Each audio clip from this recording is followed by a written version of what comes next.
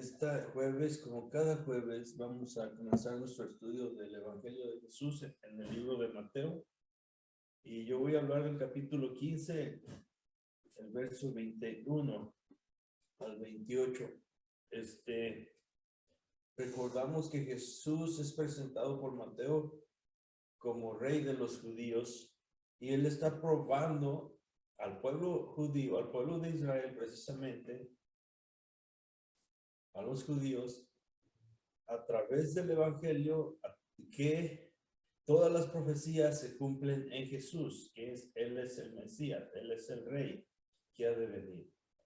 Entonces, todos los milagros que hace Jesús, todos los prodigios, las señales, están representándolo como el Mesías esperado. Pues vamos a orar a Dios para que nos dé la libertad. Te damos muchas gracias en esta tarde, Señor, que nos conectamos primeramente contigo.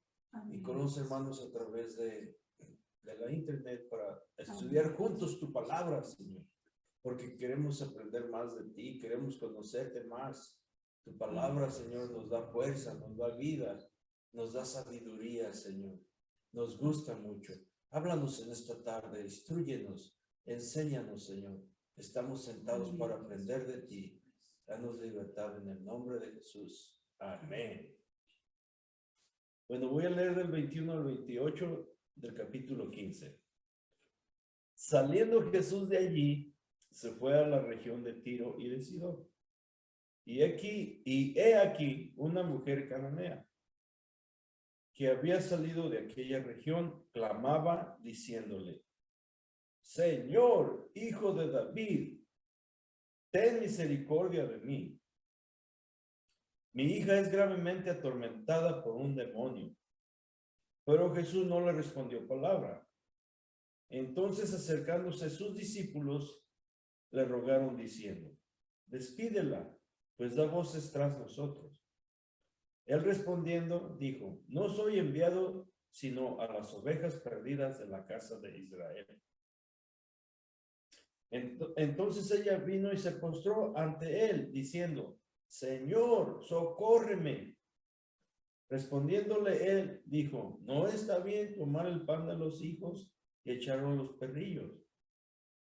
Y ella dijo: sí, Señor, pero aún los perrillos comen de las migajas que caen de la mesa de sus amos.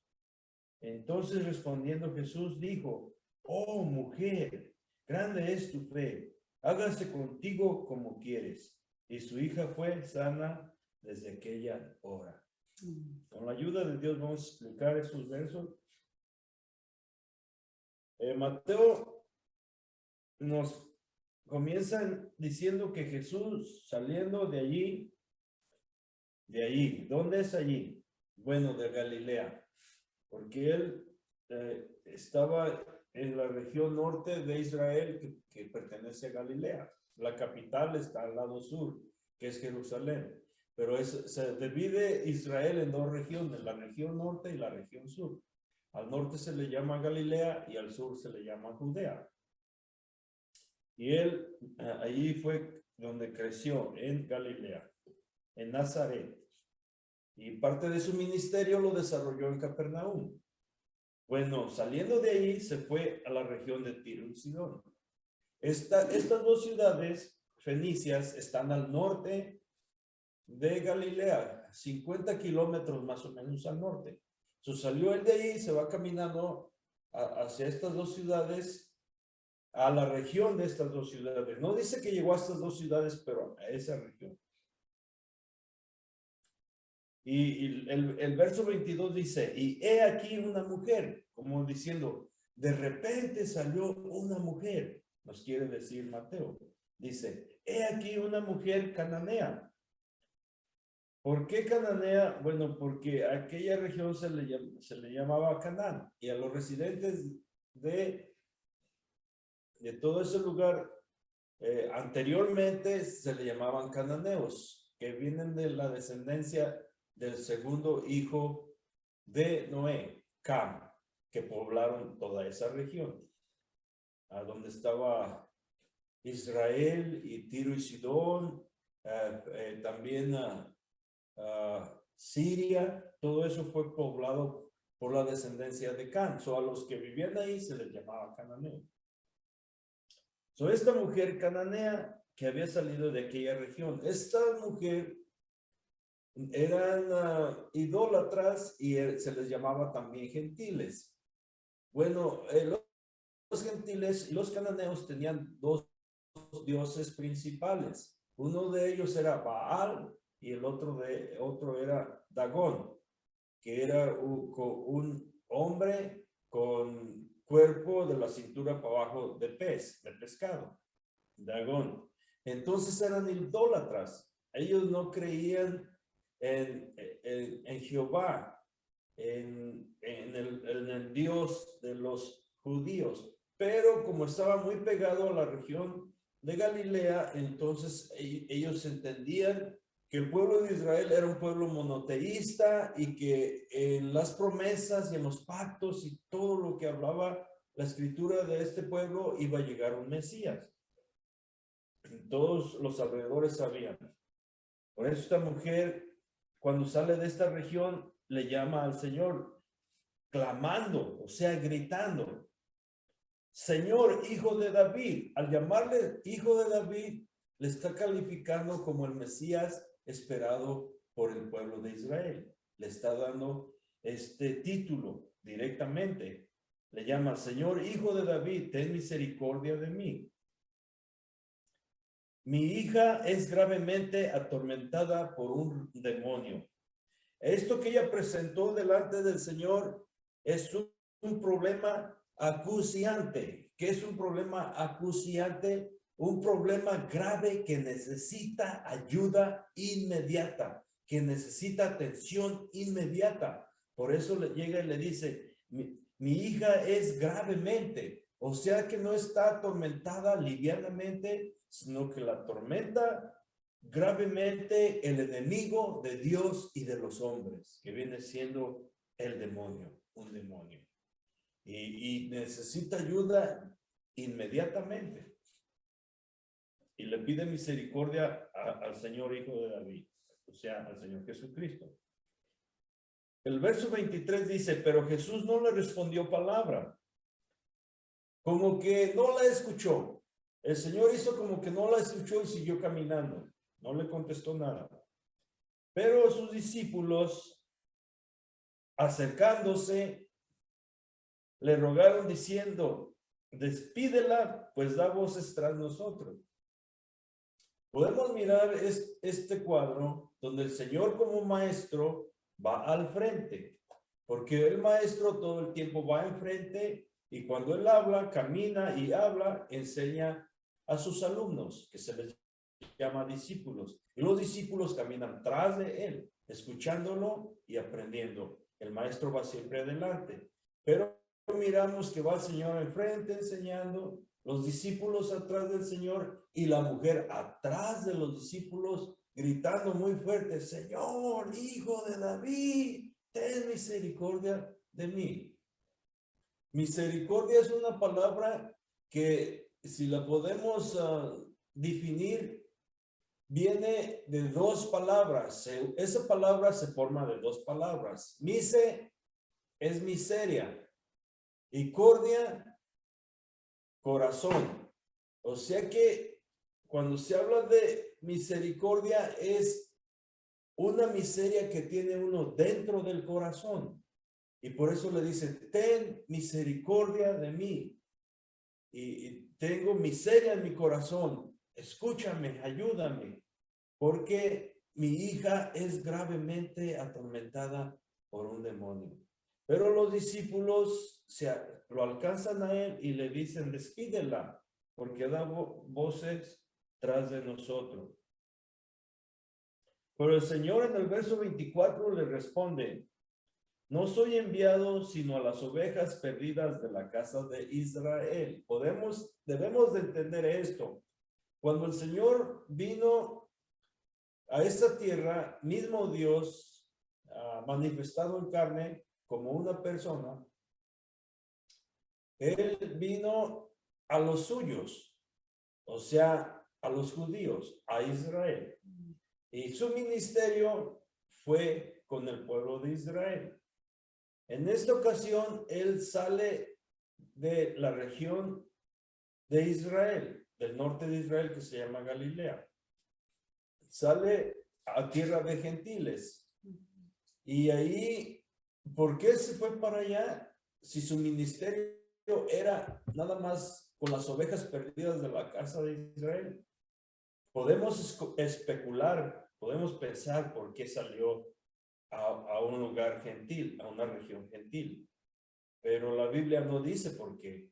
Nosotros podemos decir, bueno, Herodes ya estaba buscándolo porque pensaba que era Juan el Bautista que había resucitado. También los fariseos y los escribas y todos los herodianos y los fariseos y todo el pueblo se estaba maquinando, juntándose para atraparlo y darle muerte.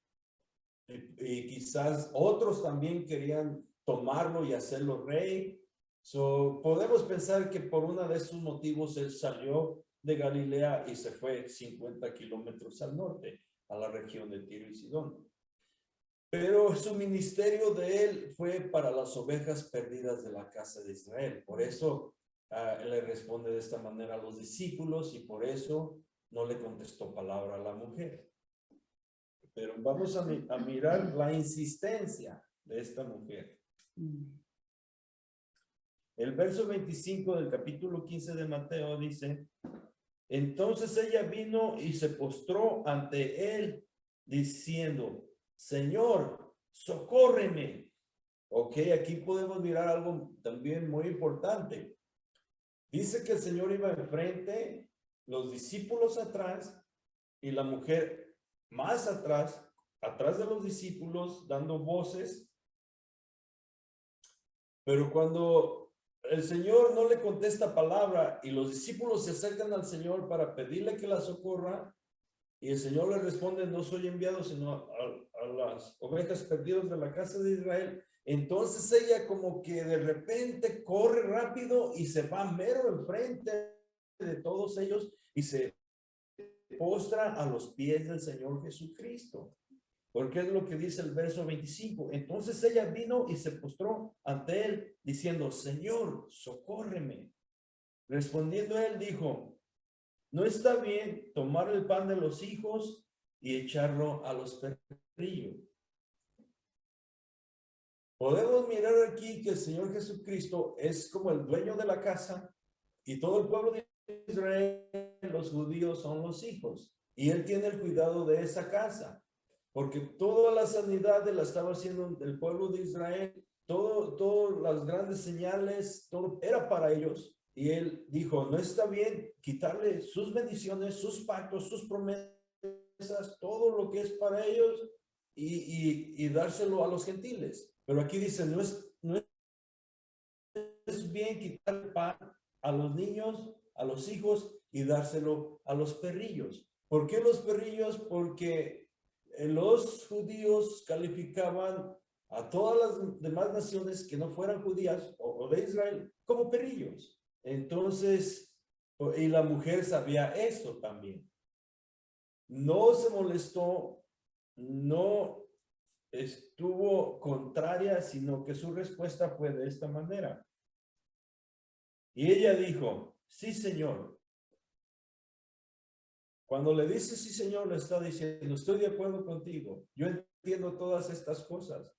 Sí, sí está bien. Lo comprendo. No me molesta porque yo entiendo todo el plan y que es para Israel. Dice, pero aún los perrillos comen de las migajas que caen de la mesa de sus amos. Esto lo podemos mirar claramente hasta el día de hoy. Estamos nosotros comiendo y el perrito está esperando que caiga una migaja para comerla. Eso es una ilustración muy literal.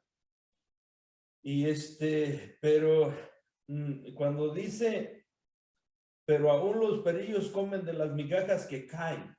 Este verbo que caen, en el tiempo que lo menciona aquí la mujer, es que caen continuamente o que están cayendo. Y así es, los perritos siempre están debajo de la mesa porque continuamente va a estar cayendo migajas y ellos van a estar listos para comer esas migajas. Y es lo que dice la mujer: Señor, tú has bendecido tanto, Israel se ha beneficiado tanto y has estado con ellos este tiempo, pero ahora que no estás entre ellos, que saliste fuera a las regiones gentiles, una migajita, con una migaja de ellas, yo voy a recibir una bendición muy grande. Y dijo: sí, Señor, pero aún los perrillos comen de las migajas que caen de la mesa de sus amos. Entonces, respondiendo, Jesús le dijo: me has sorprendido, mujer. Tu fe me ha sorprendido. Oh, mujer, grande es tu fe. Hágase contigo como quieres. Contigo, que no era con su hija. Pero como ella intercedió por su hija y tomó el problema de su hija como propio, entonces ella recibió lo que ella quería, pero su hija fue sana en esa misma hora por la fe de su mamá. Y es que aquí podemos mirar algo bien importante también. Nosotros como padres, todo está bien y todo marcha bien, pero cuando nuestros hijos se dañan o nuestros hijos peligran o nuestros hijos están en una situación difícil, nosotros queremos hacer eso nuestro o lo hacemos preferimos sufrir nosotros, preferimos enfermarnos nosotros que ellos, preferimos que no tengamos nosotros para la renta, pero que ellos sí tengan para la renta, para la comida, que ellos no sufran. Y hacemos el problema de nuestros hijos, lo hacemos personal. Y qué bueno que así es, porque yo creo que en esta sociedad, conforme va avanzando, los padres muchos se hacen descorazonados y no les importan los hijos. Pero nosotros, gracias a Dios, cuando un hijo sufre, todavía nosotros sufrimos. Cuando tiene necesidad, hacemos nuestra necesidad. La necesidad de ellos la hacemos nuestra. Y aquí lo podemos mirar en esta mujer. Ella, su hija era gravemente atormentada por el enemigo de Dios y de los hombres, un demonio. Pero Dios le dio su petición por su fe. Entonces, hermanos, servimos al mismo Dios, vivo, poderoso, y todo está en insistir. A veces creemos que el silencio de Dios es nuestra respuesta y nos confirmamos, pero no, esa es mentira del diablo. La respuesta de Dios está ahí, nomás que hay que tocar para que nos abra, hay que pedir para que se nos dé, hay que buscar para allá. Hermanos, la hermana Pati con nosotros, Dios los bendiga.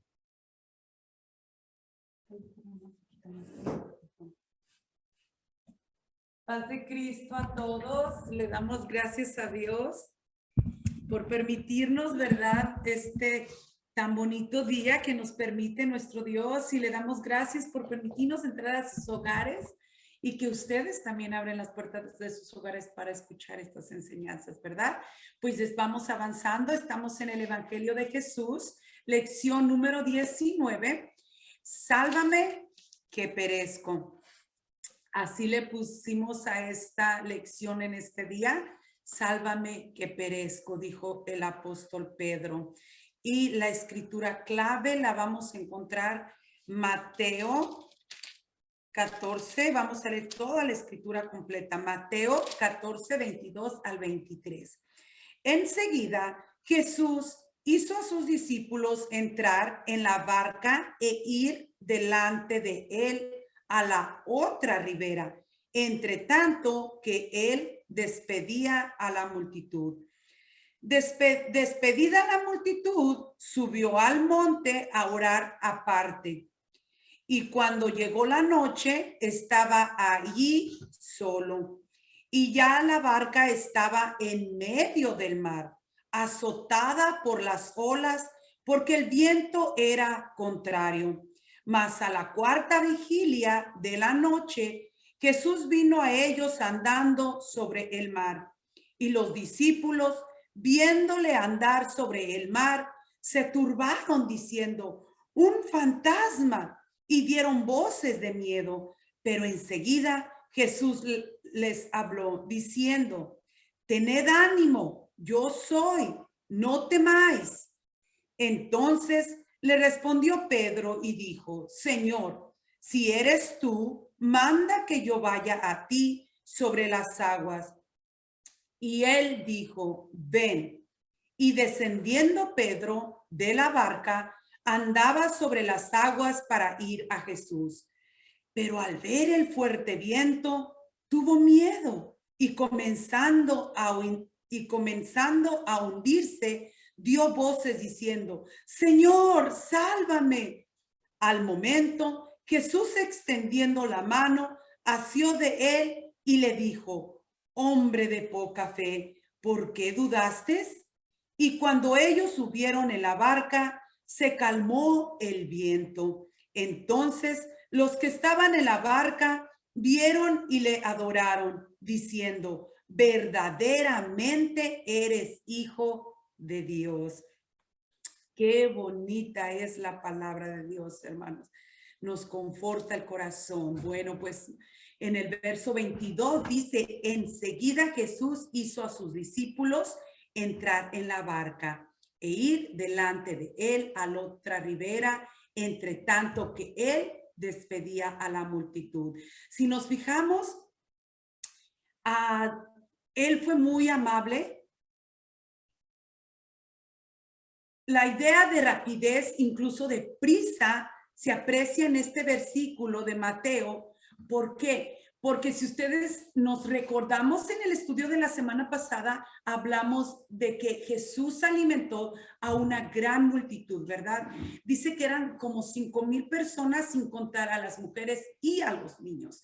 Entonces, esta fue una gran multitud que él alimentó, más o menos tanteándose más como unas 15,000 personas que habían alimentado allí. Entonces, lo que pasó en esa multitud, como fue tan grande el milagro, si nos acordamos la alimentación que hizo nuestro Dios en el desierto con el pueblo de Israel, ya no se había vuelto a alimentar el pueblo de Dios hasta esta alimentación que hizo en este versículo 14. Entonces las multitudes, mirando este grandísimo milagro que él hizo de ver alimentado a tanta gente, después lo querían hacer rey. Y como lo querían hacer rey, porque dijeron realmente que era el Mesías, ¿verdad? Que estaban esperando. Y por eso nuestro Señor Jesucristo rápidamente sube a sus apóstoles a la barca y los manda a la ribera. Las multitudes de los pueblos limítrofes se habían mezclado con los que acudían a la Pascua en Jerusalén, y todos ellos habían presenciado una manifestación de poder de tal dimensión, porque sanar, porque también sanó a muchos de los que de ellos estaban enfermos, dice la palabra de Dios, ¿verdad? Pero aquí nos dice que los alimentó, y este era un grandísimo milagro, así como las muchas sanidades hechas entre ellos. Jesús se presentaba delante de todos como el Mesías, esperado por tanto tiempo. La multitud había llegado a una conclusión que realmente aquel era el profeta que había de venir al mundo. Si se fijan, era por eso que Jesucristo rápidamente subió a sus apóstoles a la barca y los manda, y él se queda a despedir a la multitud. Y si nos fijamos, él fue muy amable, muy generoso. ¿Por qué? Porque dice que se quedó a despedir a la multitud y a sanarlos. Bueno, pues los sanó a todos y luego los estaba despidiendo para que se fueran a sus hogares. Lo que convencía, pues, era tomarlo fuese como fuese, llevarlo con ellos a Jerusalén y hacerle rey. Era lo que la multitud quería, hacer rey a Jesús.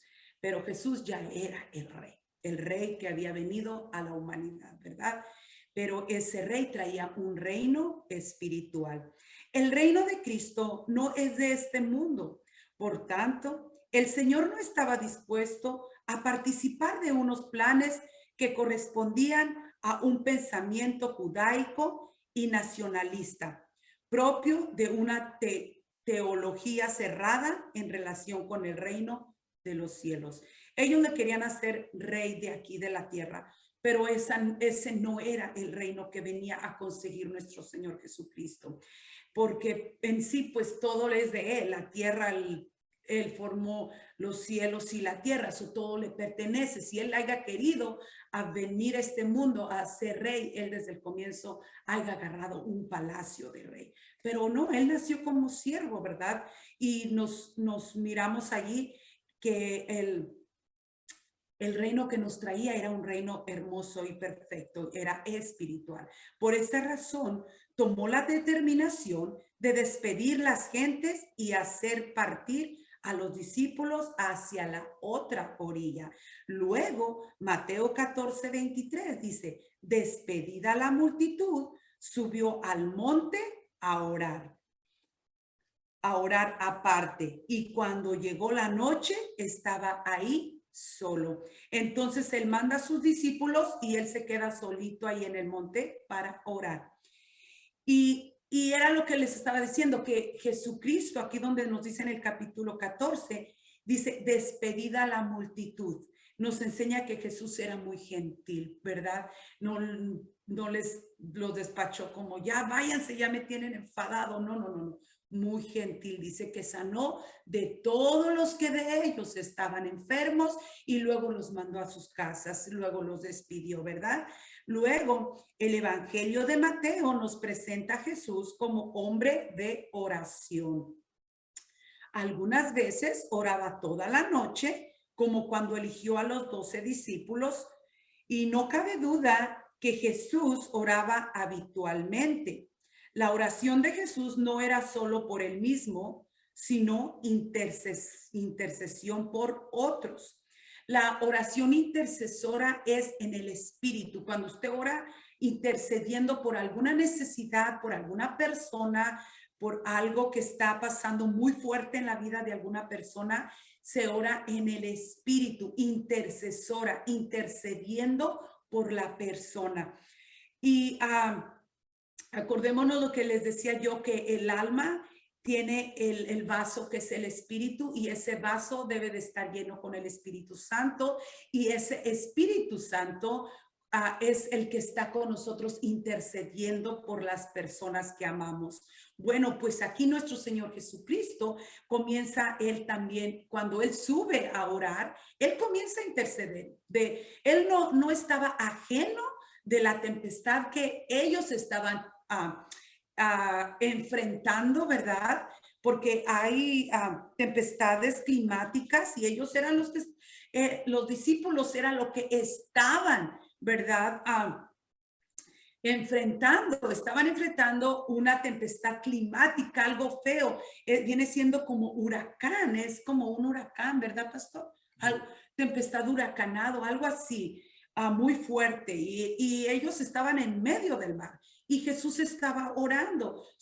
Él estaba intercediendo y él era hombre de oración, siempre estaba orando, siempre estaba intercediendo, que por sus discípulos, por las multitudes, hasta por nosotros, porque dijo que estaba pidiendo hasta por los que habíamos de venir al camino de Dios, ¿verdad? Oraba hasta por los que lo estaban molestando, por los que lo atormentaban a él. Y en Lucas 23 ahí lo vamos a mirar, porque ahí nos cuenta la historia, ¿verdad? Hasta por los que lo atormentaban a él, hasta por ellos oraban. Bueno, pues Mateo 14:24 nos dice, y ya la barca estaba en medio del mar, azotada por las olas, porque el viento era contrario. Si se fijan, el viento estaba contra de la barca y ellos podían haber dado vuelta y irse para que el mismo aire los llevara a la orilla del mar. Pero Jesucristo les dijo por dónde se fuera y ellos fueron muy obedientes. Ellos le estaban obedeciendo. Aquí podemos mirar la obediencia de sus discípulos, porque aunque estaban en contra de la tormenta, iban en contra de la tormenta. Y si ellos se hayan dejado ir, porque acuérdense que ellos eran hombres que sabían todo lo que pasaba en el mar, ¿verdad? Porque ellos fueron escogidos de hombres del mar, que ellos conocían todo esto. Entonces ellos sabían que si se dejaban, que dejaran la barca, que los vientos la orillaran, iban a estar mejor y no iban a perecer, ¿verdad? Pero el Señor les dijo que se fueran por ese camino y ellos, bien obedientes, fueron en dirección contra la tempestad. Bueno, pues Juan, marinero habituado, escribe en su evangelio que estaban separados unos 25 o 20 estadios de la costa, de modo que estarían a unos 5 kilómetros de la orilla. El lago de Genezaret es propenso a tormentas que se presentan inesperadamente.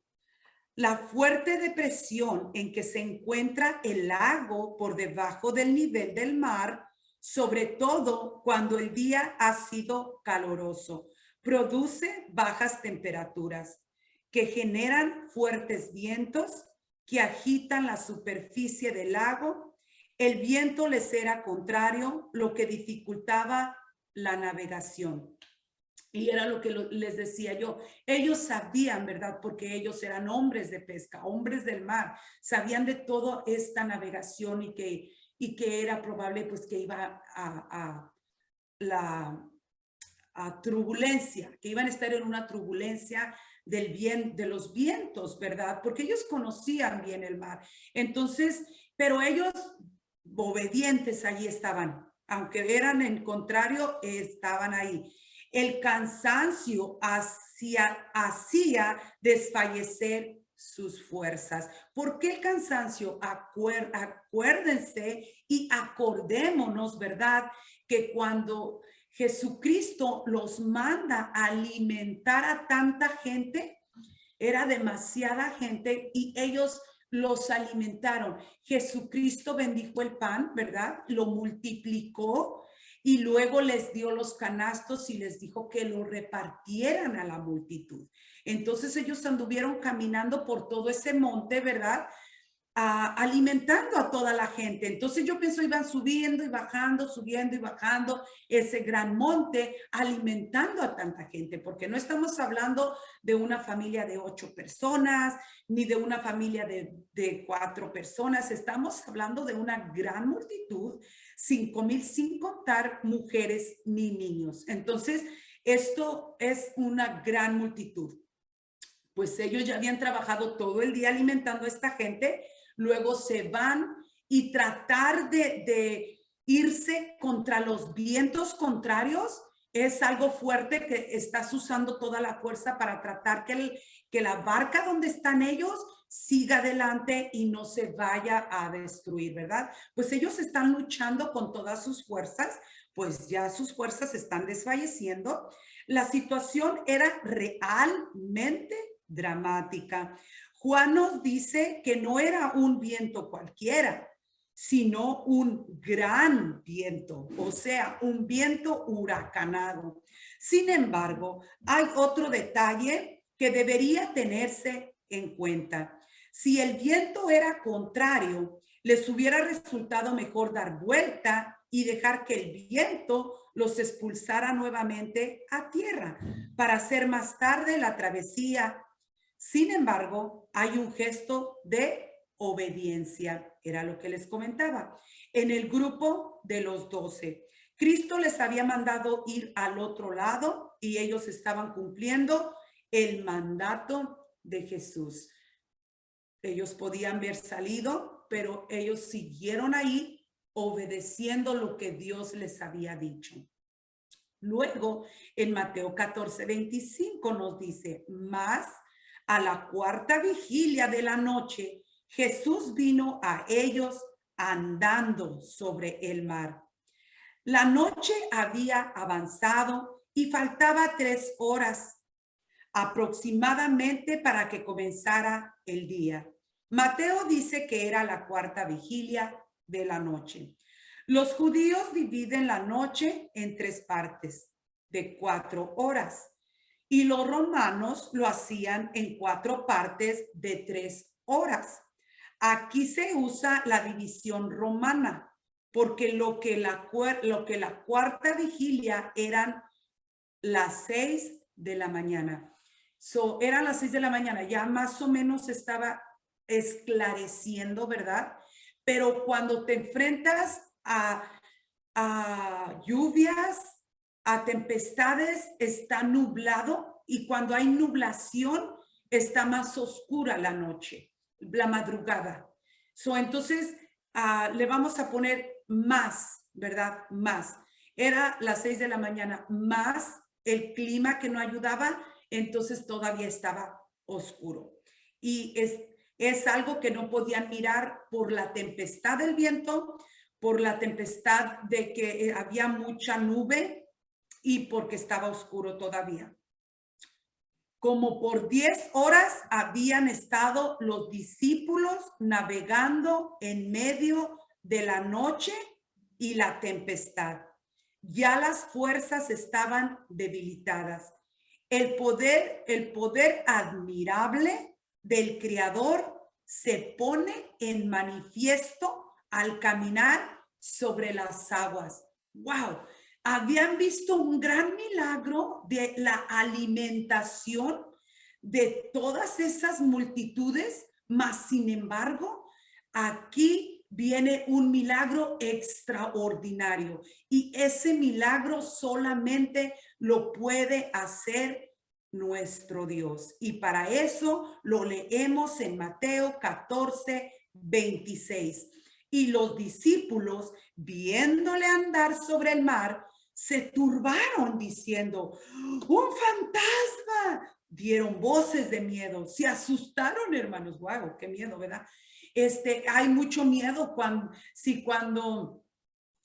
miras a alguien, ¿verdad? Que te asusta. El otro día estaba escuchando una anécdota de una pareja, y dice que hermano le dijo a su esposa: ve, apaga todas las luces para ya dormirnos. Y este hermano fue y apagó todas las luces de la casa, y cuando se subió, se acostó, y dice que vio a su esposa acostada y que se levanta, señores, porque se asustó.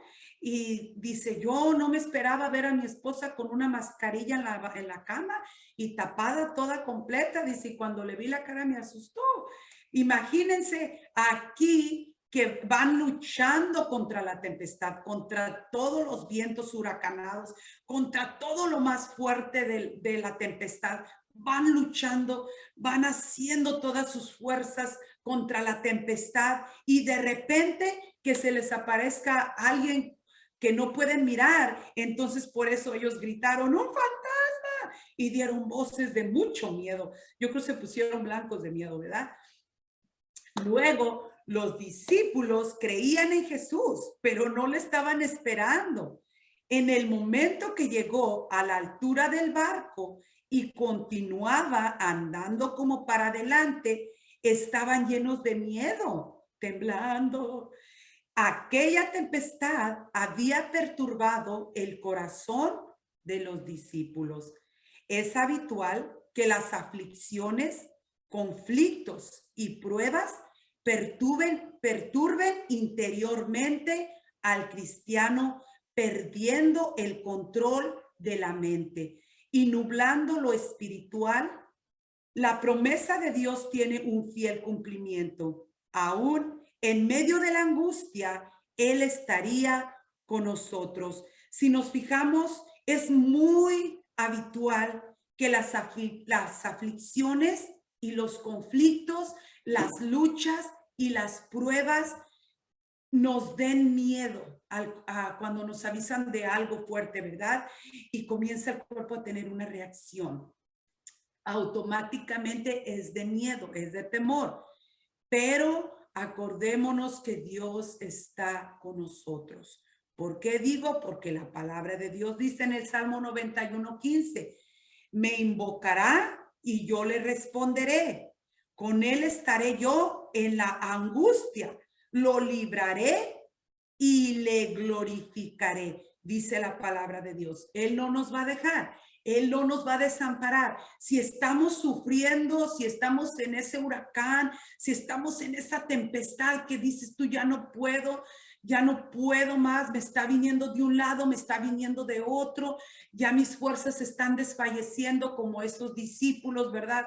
Ya no tenían fuerzas porque habían estado por 10 horas luchando contra los vientos contrarios, ya no había fuerzas y así te quedas sin fuerzas por todas las pruebas, por todas las luchas que vienen a tu vida, pero traigo buenas nuevas de salvación, que Jesucristo es nuestro ayudador, así como estuvo con ellos, está con nosotros. Y así dice en el Salmo 91, Él me invocará y yo lo escucharé. Bueno, pues Mateo 14:27 dice, pero enseguida Jesús habló diciendo, ten ánimo, soy yo, le dijo Jesucristo. Jesús había acercado a la barca. La voz de Jesús llega clara a ellos sobre la tormenta. En ese momento de pánico, sus palabras eran palabras de aliento que les incita a dejar de temer, dejar el miedo y confiar y seguir confiando que Él lo hará, que Él los iba a ayudar y que Él estaba con ellos. Las palabras de aliento van acompañados de una razón muy poderosa para dejar de temer. Jesús les dijo, yo soy. No hizo falta más que eso. Yo soy. ¿Por qué? Porque la palabra de Dios dice, yo soy el que hizo la tierra y el mar, los cielos y la tierra y el mar. Yo soy el que abrió el mar. Cuando Moisés trajo a toda la gente del pueblo de Israel, él fue el que abrió el mar y sacó a todo el pueblo en seco. Dijo, yo soy el que abrió el mar. Yo soy la luz del mundo. También dijo, yo soy el pan de vida, yo soy el buen pastor, yo soy el que reprende las tempestades, porque ya había reprendido una tempestad en el capítulo 8.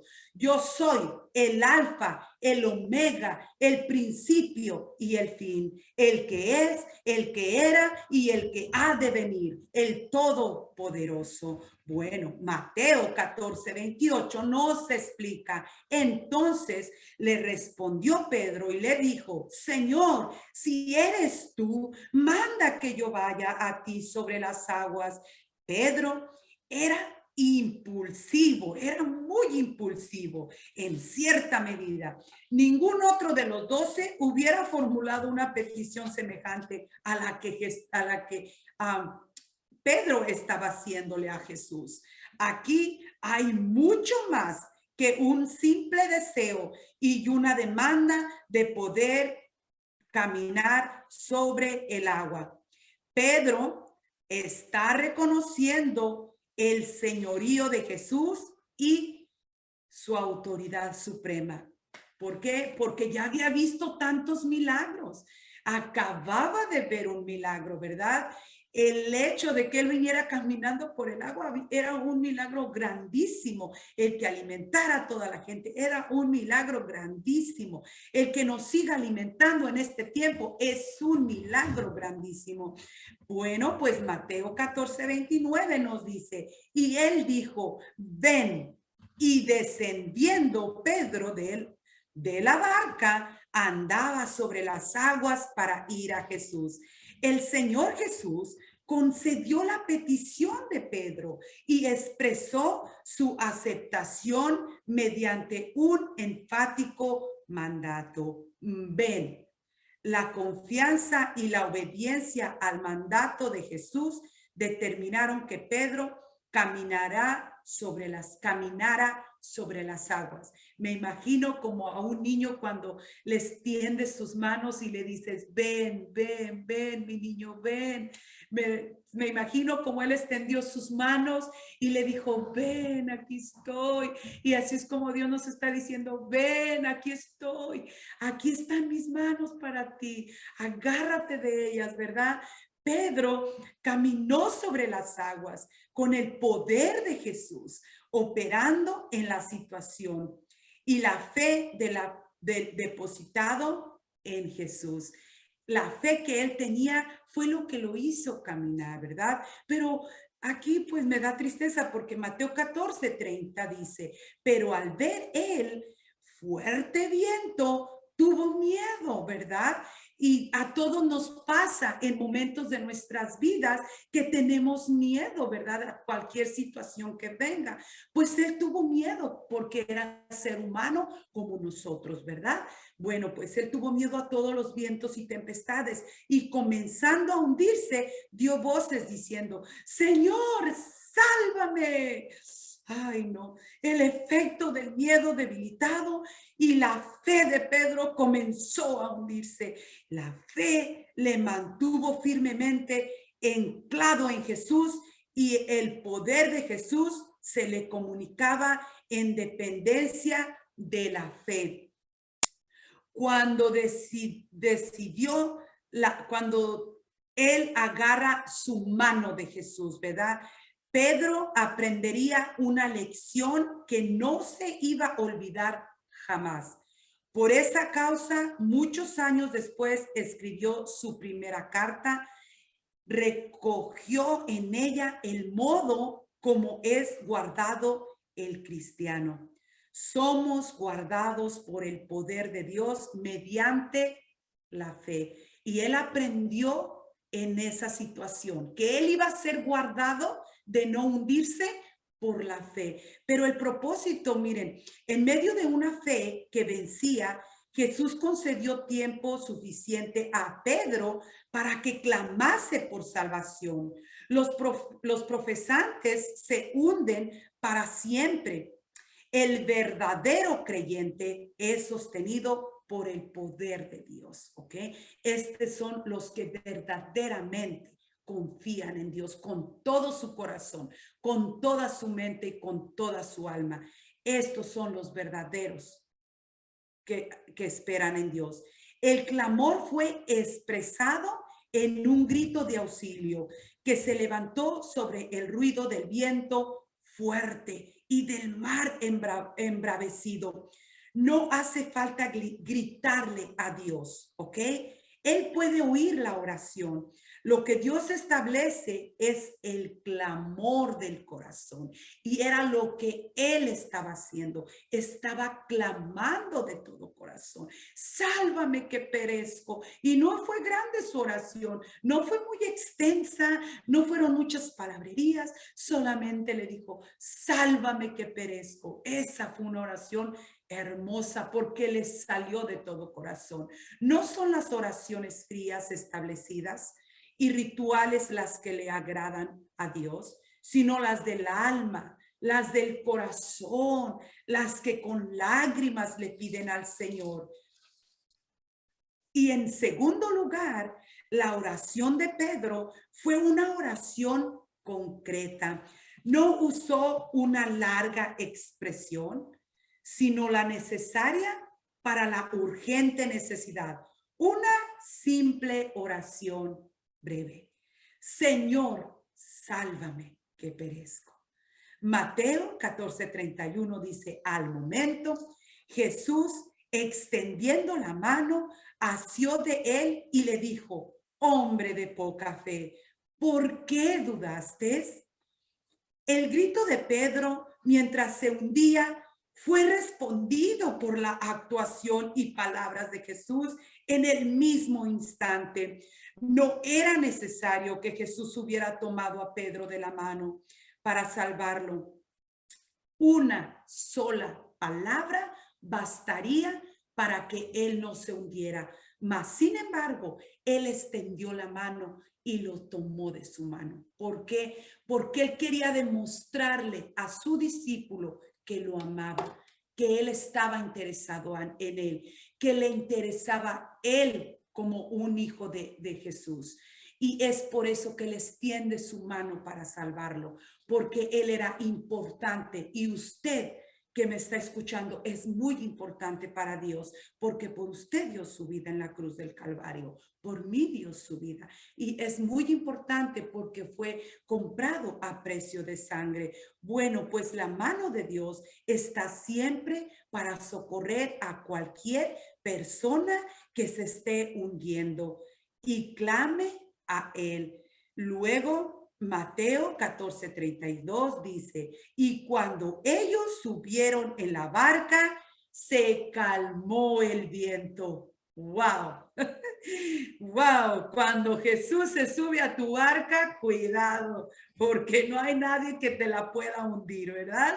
No hay nadie que te la pueda sangolotear, no hay diablo que pueda contra el poder de Dios. Y para eso tenemos que invitar a Dios a subir a nuestra barca, ¿verdad? Decirle, súbete conmigo, Señor, para que no se hunda. Y aquí vete conmigo para estar seguro, porque en Dios yo voy a estar seguro. En mi Dios yo estaré confiado y estaré segura. Bueno, pues los discípulos ya tenían experiencia en esto, porque ya Jesús había calmado la tempestad en otra ocasión. No deberían sentir ninguna inquietud, porque con ellos estaba Emmanuel, Dios con nosotros. Ahí estaba con ellos y aquí está en nuestro corazón, Emmanuel, Dios con nosotros. Y por último, Mateo 14:33, para cerrar el estudio, dice, entonces los que estaban en la barca vinieron y le adoraron, diciendo, verdaderamente eres Hijo de Dios.